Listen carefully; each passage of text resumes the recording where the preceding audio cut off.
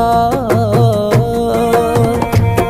నువ్వు ఊర్వశివని కాదే నిన్ను ప్రేమించింది, నువ్వు దేవతవని కాదే నిన్ను పూజించింది, నువ్వు నింగివని కాదే నేలనేమైంది, నా ప్రాణం అనే కదా నీకు అలుసయ్యింది.